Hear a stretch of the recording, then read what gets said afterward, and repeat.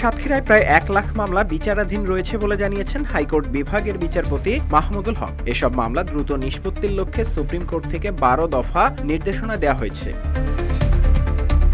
সোমবার সাতক্ষীরা আদালত প্রাঙ্গণে বিচার প্রার্থীদের জন্য নির্মিত ন্যায়কুঞ্জ উদ্বোধনকালে বিচারপতি মাহমুদুল হক একথা বলেন।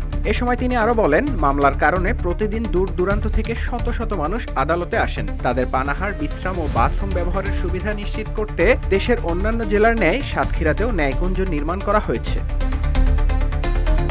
এসব মামলার জট একদিনে সৃষ্টি হয়নি, এটি শত বছরের সমস্যা উল্লেখ করে বিচারপতি মাহমুদুল হক আরও বলেন, একসময় একটি জেলায় মাত্র 1জন বা 2জন বিচারক থাকতেন। এখন সেই অবস্থা অনেক উন্নত হয়েছে। বর্তমানে মামলার চেয়ে নিষ্পত্তিকৃত মামলার সংখ্যা বেশি।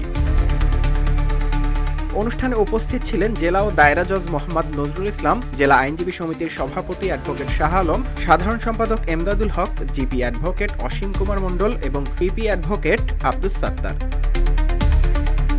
উদ্বোধনী অনুষ্ঠান শেষে বিচারপতি মাহমুদুল হক আদালত প্রাঙ্গণে একটি নিম গাছের চারা রোপণ করেন।